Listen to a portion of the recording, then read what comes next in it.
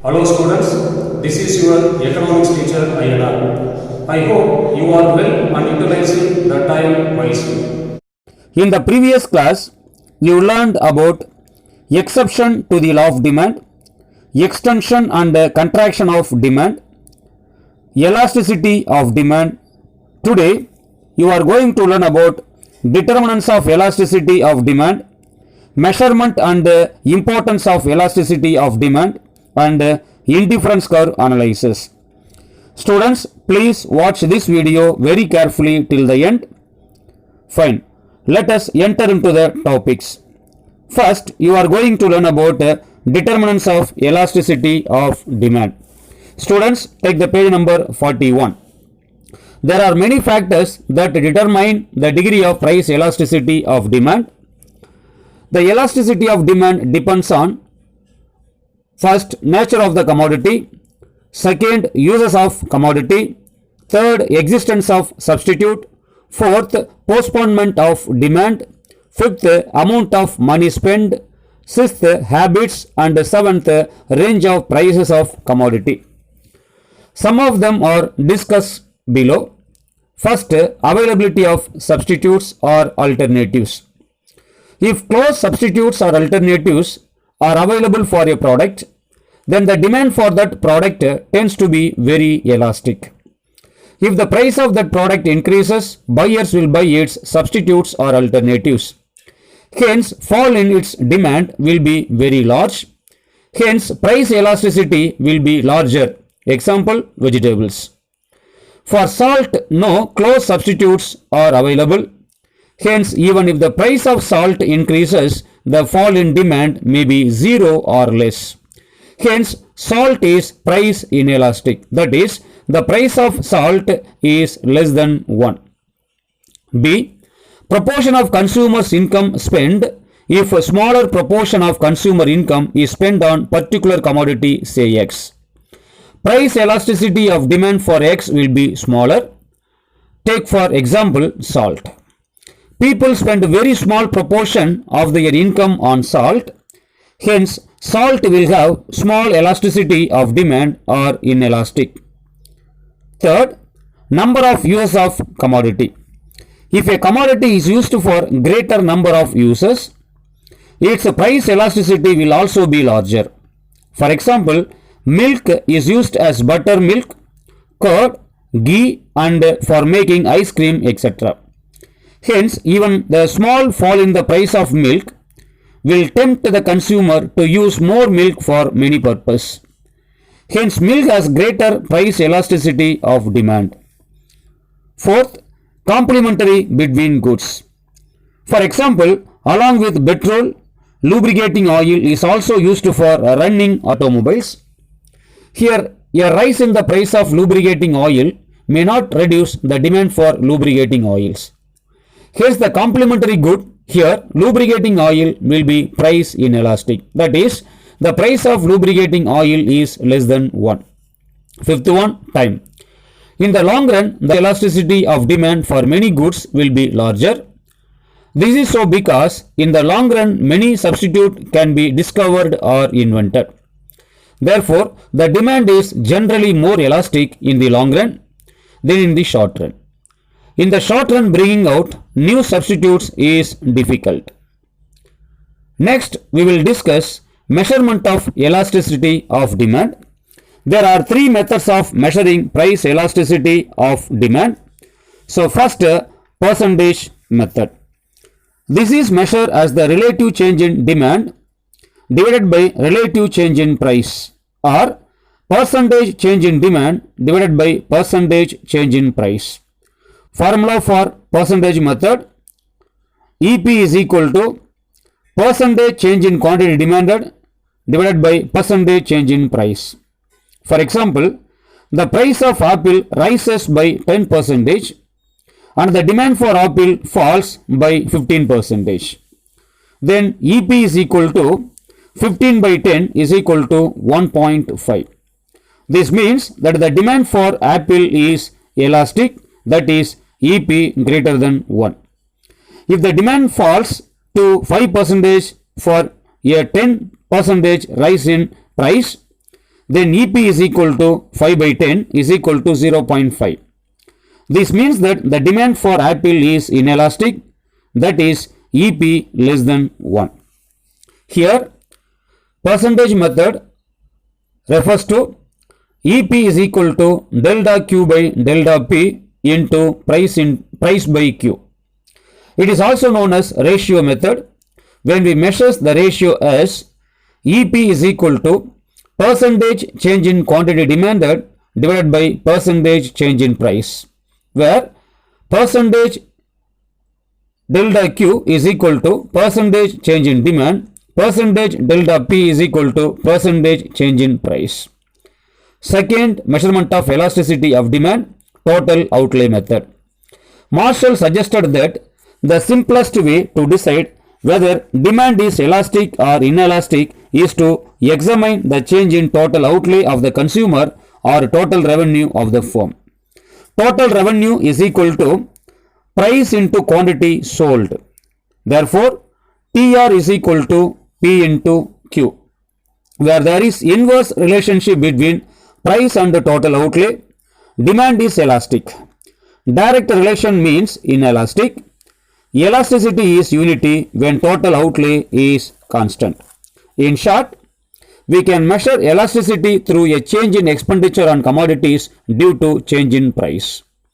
There are three types of total outlay method. First, demand is elastic.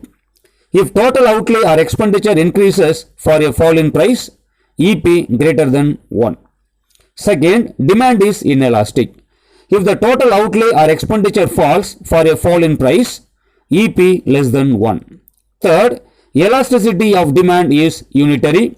If the total expenditure does not change for a fall in price, EP is equal to 1. Third measurement of price elasticity of demand, point or geometrical elasticity. When the demand curve is a straight line, it is said to be linear. Geographically, the point elasticity of a linear demand curve is shown by the ratio of the segments of the line to the right and to left of the particular point. We can calculate the price elasticity of demand at a point on the linear demand curve. Formula to find out EP through point method is point elasticity is equal to lower segment of the demand curve divided by upper segment of the demand curve. For example, in figure 2.4, the length of the demand curve RM is 4 cm. Exactly at the middle point of RM demand curve, there are 5 types of point method.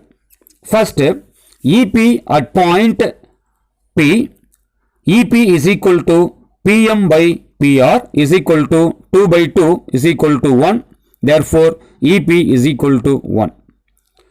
Second, EP at point S is equal to middle point of PM, portion of demand curve. Therefore, EP at point D is equal to SM by SR is equal to 1 by 3, 0.3, therefore EP less than 1.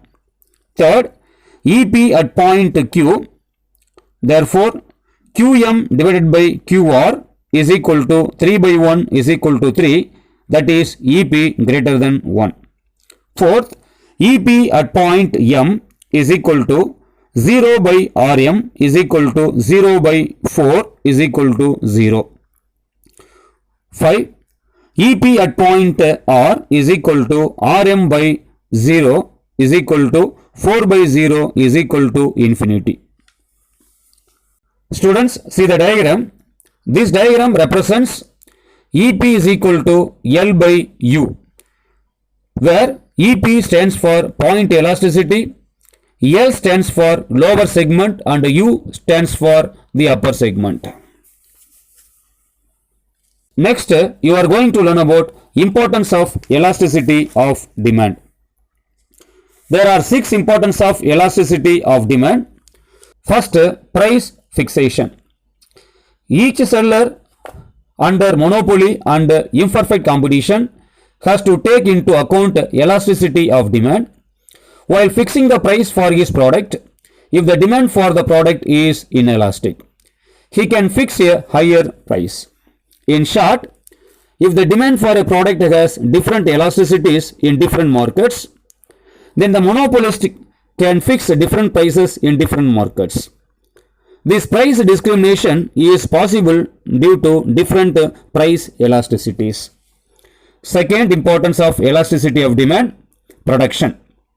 Producer generally decide their production level on the base of demand for the product. Third, distribution. Elasticity of demand also helps in the determinations of rewards for factors of production. There are four important factors of production for economic activity: land, labor, capital, and organization. Fourth, international trade. Elasticity of demand helps in finding out the terms of trade between two countries. Terms of trade depends upon the elasticity of demand for goods of the two countries. In short, terms of trade refers to the rate at which domestic commodities are exchanged for foreign commodities. The term of trade will be favorable to a country if its exports enjoy inelastic demand in the world market. Fifth one, public finance. Elasticity of demand helps the government in formulating tax policies, for example, for imposing tax on a commodity. Sixth one, nationalization. The concept of elasticity of demand enables the government to decide over nationalizations of industries. Lastly, we will discuss ordinal analysis or ordinal utility approach, or Hicks and Allen approach, or indifference curve approach. Students, take the page number 43, introduction. F.W. Edgeworth, English economist, and Vilfredo Pareto, Italian economist, criticized the cardinal utility approach. They assumed that utility cannot be measured absolutely, but can be compared or ranked or ordered by ordinal numbers such as first, second, third, and so on. Edgeworth first developed a more scientific approach to the study of consumer behavior known as indifference curve approach in 1881. In 1906, Vilfredo Pareto modified the Edgeworth approach. Again, J.R. Hicks and R.G.D. Allen refined the indifference curve approach in 1934. Later in 1939, J.R. Hicks, in his book Value and Capital, gave a final shape to this indifference curve analysis. Marshall demand analysis is based on the cardinal measurement of utility. The approach is criticized for two reasons. First, utility is a psychological or subjective phenomenon, and second, utility cannot be measured. According to Hicks and Allen, utility cannot be measured. It can only be ranked or ordered. The consumer can rank his preference very easily and say which is better than the other. The concept of scale of preference has been explained by indifference curve. An indifference curve shows different combinations of two commodities which give the consumer an equal satisfaction. Scale of preference.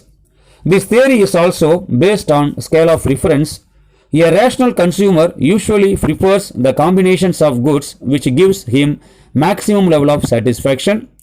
Thus, the consumer can arrange goods and their combination in order of their satisfaction. Such an arrangement of combination of goods in the order of level of satisfaction is called the scale of preference. In short, an indifference curve is the locus of different combinations of two commodities giving the same level of satisfaction. Assumptions of indifference curve analysis.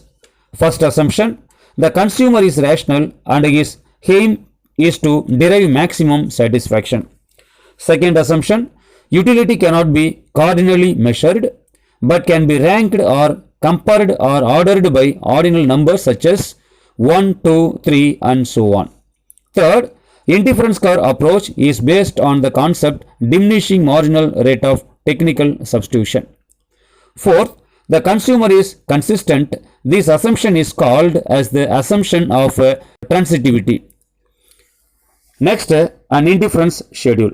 An indifference schedule is a statement of various combinations of two commodities that will equally be accepted by the consumer.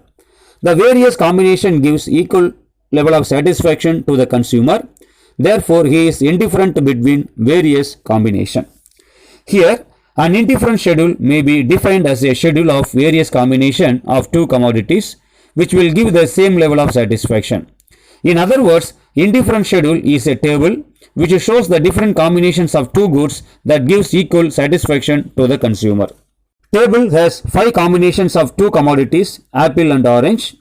Each of these combinations give the consumer the same level of satisfaction without discrimination. In the schedule, the combinations are arranged in such a way that the consumer is indifferent among the combinations. Hence, this schedule is called as indifference schedule. He will never be better off nor worse off whichever combination he chooses. From the above table, it can be understood that while the number of apples is increasing, the number of oranges is decreasing, so that the level of satisfaction is the same for all the combinations. Next, an indifference curve. Different combinations of two commodities can be presented in a diagram. Then consumer gets different points, and when such points are connected, a curve is obtained. The set curve is called indifference curve. Therefore, an indifference curve is the locus of all combinations of commodities from which the consumer derives the same level of satisfaction. It is also called iso-utility curve or equal satisfaction curve. Indifference curve is illustrated in diagram 2.15. X-axis represents apple and y-axis represents orange. Point R represents combination of 1 apple and 20 oranges, and S 2 apples and 15 oranges, and at T 3 apples and 12 oranges. Similarly, UKV points are obtained. These 5 points gives the same level of satisfaction. The consumer will be neither better off nor worse off in choosing any one of these points. When one join all these 5 points R, S, T, V, U and V, one can get the indifference curve IC.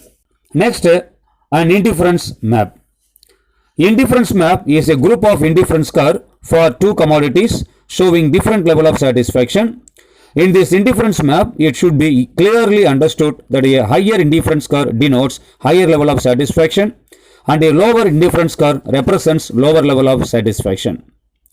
Being rational, the consumer will always choose a higher indifference curve to get maximum satisfaction, other things being equal. Here, one can draw several indifference curves, each representing an indifference schedule. Hence, an indifference map is a family or collection or set of indifference curves corresponding to different level of satisfaction. The indifference map is illustrated in diagram 2.16. In the diagram 2.16, the indifference curve IC1, IC2, IC3 represents the indifference map, under IC representing higher level of satisfaction compared to lower IC.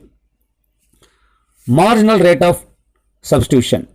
The shape of an indifference curve provides useful information about preference. Indifference curve replaces the concept of marginal utility with the concept of marginal rate of substitution.